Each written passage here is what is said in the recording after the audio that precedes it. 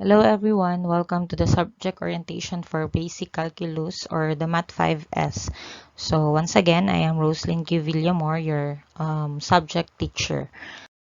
So before we start with the orientation, we have here the objectives. So at the end of the orientation, the following questions must be answered. First, what are the lessons to be tackled in basic calculus? Second, what are the requirements for this subject and how do students be graded?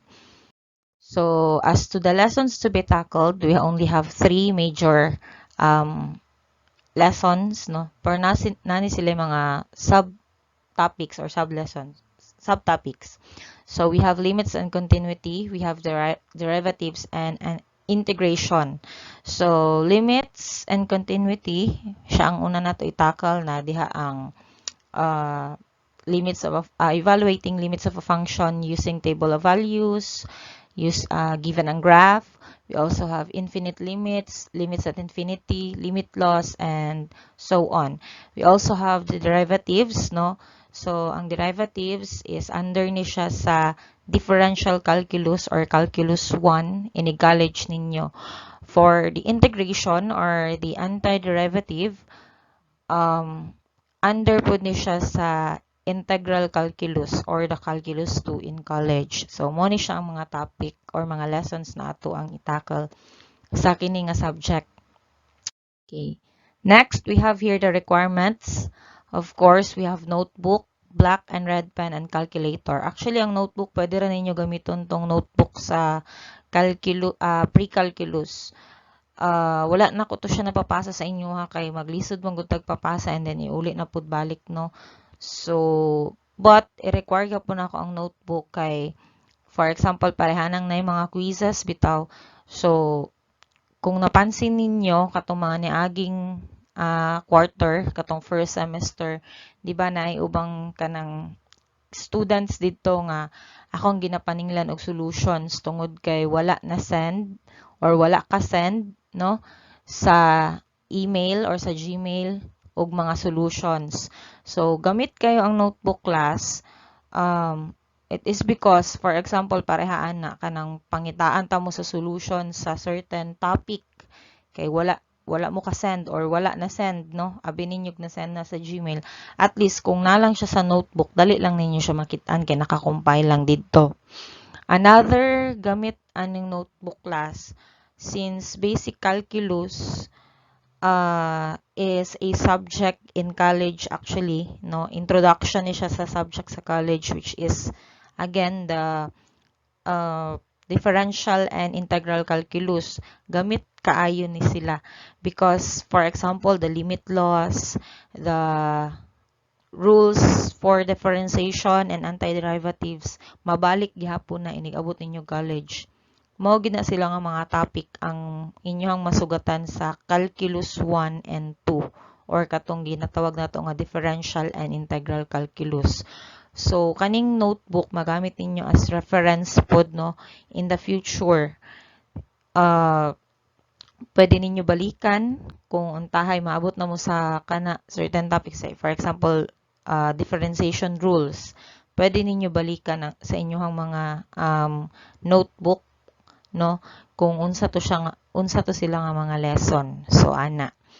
And kato, black and red pen gamito na to sa pagsulat sa notebook, red pen for boxing the final answers. So san pansin ako tong mga niagi mga homework kay ulo gid nga mga estudyante no nga dili gyud ga box og red pen. So ang nahulog ato class, as what I have said, following instructions is part of the training. So, dapat mag-follow gyud og instructions, no? So, katong mga wala naka-red pen, pasabot ato, mali sila, kay wala man sila nag-follow og instructions. So, again, please follow instructions. Kung yung kog black, i-box og red pen ang final answer, box og red pen ang final answer. Okay? Also, we have calculator. So, since calculations man gyud ni ang atong subject, kailangan mo calculator. Unless kung kaya ninyo i-square root ang 1,256 sa inyong utok lang, okay ra na siya. Pero kung dili ninyo kaya, gamitan na to siya og calculator. Anyway, sa basic calculus dili mo pud jud nga nakadagko nga numbers, no? Unlike sa katong pre-calculus nga natay mga square root dito, dili man kaayo ingana murag basic algebra lang or kanang ginagmay lang ta nga numbers sa arithmetic gihapon. Okay, we have mag-plus, mag-minus, mag-times, mag-divide, pero dili kay siya nga nakadagko nga number. But mas gwapo gid kung na kay calculator. Okay, para dali lang atong life. Okay, so those are the requirements for the basic calculus. Next, we have the grading system. So, our grading system, we have katong last time sa pre-calculus nato nga orientation, wala pa to ni gawas ang order sa DepEd, no, nga 40-60 ang gamiton for core and specialized subjects in academic. So, but ang first quarter o second quarter ninyo, kanina ang gamit nga grading system. We have the 40-60. So, written works, we have 40%. Performance task, we have 60%. Now, in written works, dirito masulod tong mga quizzes ninyo sa Quiper and apil tong mga solutions. Okay, walay nakabutang na quarter exam dira, but natay quarter exam. So, since quarter exam is one of the most kanang gina-preparan gyud sa estudyante, no, ginastudihan gyud na nga panahon. So ang inyuhang exam will be included in performance task, which is 60%. So multiple choice sa Quiper and then solution sa Gmail, 60%. And last time, di ba niyan ako sa inyo dili kay kumaguot sa kanibitawng ato ang attendance, but na ako'y mga nakitaan manggod no nga kanang murag dili kay sila ga-attend unya. Last na sila mag-answer bitaw kanang kung dili nimo paninglan dili mag-answer bitaw sa quizzes. So ang buhaton nako karon na semester for the basic calculus, i-appeal nako ang attendance sa performance task. Itakal nako unya unsaon pag tawag ani unsaon pag check sa inyong attendance. But then again, sa written works, we have 40%. Diretong mga untahay na tayo long quiz or short quizzes, katong nasa Quiper, dire na sila tanan. And performance task, again, we have attendance and the quarter exam. Okay, 60%. And kung na ako'y madungag ng mga performance task, dire gihapon na siya. Anyways, mga task nga ginhatag nako, kung performance task man na siya, hiingon man ako sa inyo, ha. Okay? Okay, we have here other important matters. First, we have the attendance. So, to be checked in both Quiper and Gmeet for the synchronous discussion. Now, as what I have said kaganina, no, nga sa napansin nako, daghan og kana bitang iwit na mo answer sa quizzes. Uban kay wala gyud kanang entry, kanang igo lang maghulat sa exam lay sudlan nya makapasa day mo exam lang ang sudlan, di ba? So pag tinggrado ako na puy magkabuang og kuan, no, kanang tawag ani kanang paningil sa inyong mga kulang. So karon for this semester, sa basic calculus, ako na dyong i-check ang attendance every week. Now, unsaon pag-check sa attendance? Mag-send ko Gmeet link, Google Meet na link, no, sa Quiper every second day of kanang ato ang klase. So, for example, ang ato ang schedule is Monday, Tuesday. Kada Tuesday, mag-send ko og link sa Google Meet para mag-check sa inyong attendance. Kung Wednesday, Thursday, kada Thursday every week, mag-send ko og link para sa inyong attendance. Now, ang time na to is 12:30 to 2:30. Mag-check lang og attendance 12:30 to 1:30. So, 1 hour lang na siya. Pero kanang 1 hour, equivalent na siya sa 2 hours. Okay, so 40 points man ta. 40 points ang attendance sa, ingon ko kaganina, di ba? 40 points ang attendance sa performance task. So, every absent ka, walay late ha, absent diretsyo, minus 2 points na siya. So, say for example, next week, nag-check og attendance, 12:30 to 1:30 lang, nisulod ka og 1:35, wala na kuan na, meaning absent na ka. Okay? So, minus 2 points na ang imuhang 40 points. So, 38 na lang. Now, remember that every point matters, no? Kada point, labaw na sa performance task 60%, mag-matter gina siya sa inyong grado. Okay? So, sayang na kayo ang 2 points. Attendance mo na chance ninyo maka-perfect, no? Sure nga perfect sa isa ka performance task. Okay, so another attendance kana bitong weekly nga quiz kana di ba kada mag-send ko og video sa inyo ha kay naa may quizzes, no? Kana every week i-check pod nako tong kinsa tong nakapasa para sa kana nga week o kinsa tong wala. Kung kana nga week wala ka nakapasa sa quiz, sa Quiper ba o sa Gmail ba, automatic minus 2 points gihapon. Nganuman, nganong wala man kakapasa og quiz kung nag-attend ka sa klase sa Quiper o nagtan-aw kag video sa Quiper o nag-answer ka sa quiz. 'Di ba? So kung wala ka nag-answer ana nga week, minus 2 points gihapon sa imong attendance. So say for example sa kana nga week, ika third week, wala ka nagpasa og quiz or wala ka nag-answer og quiz. Human wala pa jud ka ni appeal sa meeting, no? Online virtual meeting. Meaning absent ka sa duha, 4 points automatic ma-deduct sa imong 40 points. So, dako na kaayo na siya, 4 points, dako na kaayo na siyang kaltas sa imuhang grado, no? So, make sure to view or watch the video and answer the quizzes, no? Given, mapa-Gmail man na nga i-send or sa Quiper, make sure nga makapasa ka ana. Anyway, 7 days. 7 days man mo tagaan 7 days ang duration sa inyong quizzes. So, syarog dili mo kapasa ana, di ba? So, 7 days. Kana, kailangan ang quizzes, ang attendance for quizzes, sa deadline ko mag-check. For example, naghatag ko karon Tuesday. Next Tuesday pa na ko na siya i-check for attendance. Ana. Okay? But, again, ang virtual meeting, every week, every Tuesday or every Thursday, 12:30 to 1:30 p.m. mag-check ko ana. Okay? So, moto siya sa attendance. Next, we have lectures. All study guides, including video URLs, will be sent on in Quiper. Students must find time to read and comprehend all the study guides since all quizzes will be based on them. Apil na ang exam, no? So, kung for example, pareha karon na week, wala mi internet, kay kanila atong PLDT, no? Nga dili siya dire-diretso. I will make sure, kung dili man video akong mahatag sa inyo ha, is module.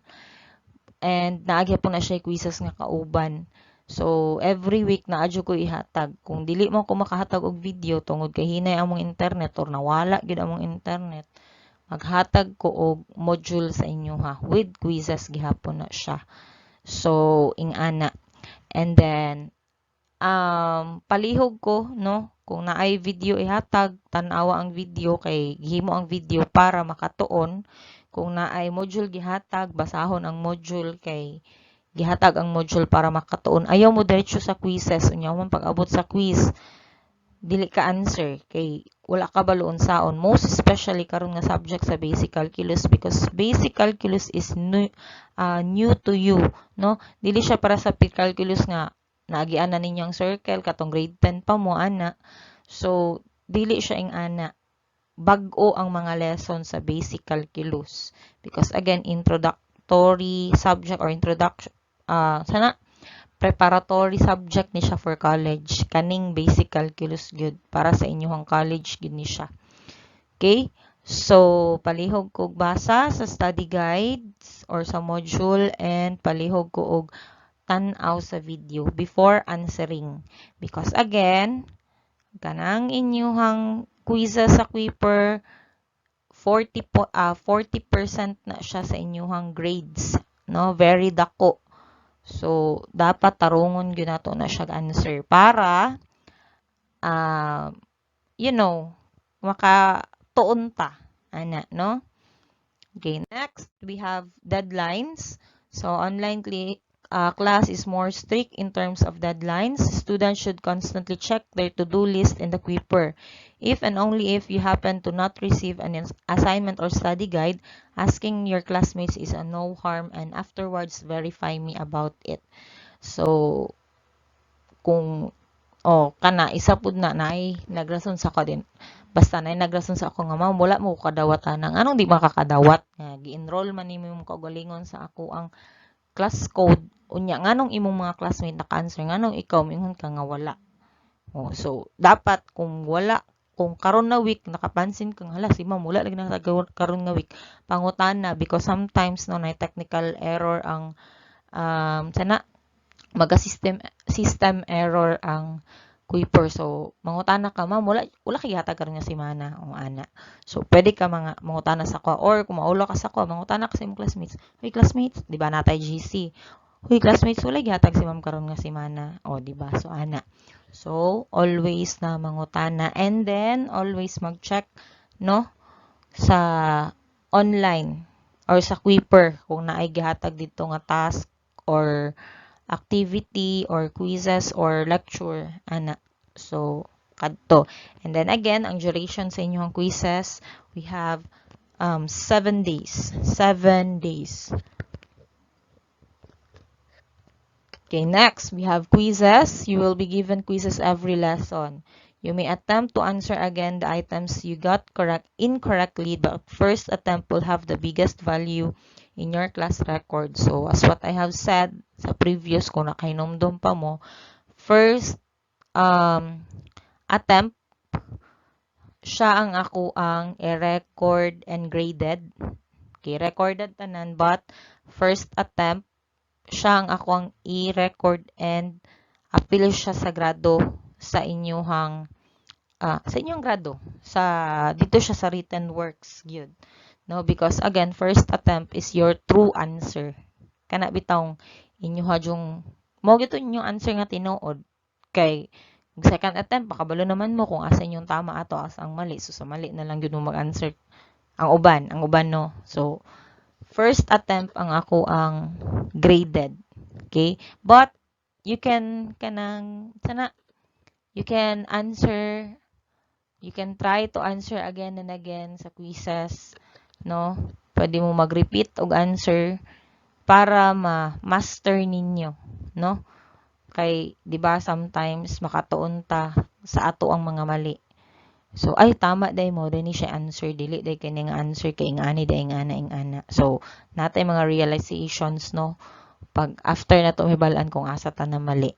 So, kadto. Okay, next, we have exam. So, again, natay exam gihapon ha. Miskan wala na part sa class record nga na quarter exam dito. Ang exam, naa siya sa performance task. Sa ako ang subject, basic calculus. Okay, so since Quipper doesn't have, wala ni siya na-update. Quipper now have the time-bounded feature. Dili siya per item, but per exam.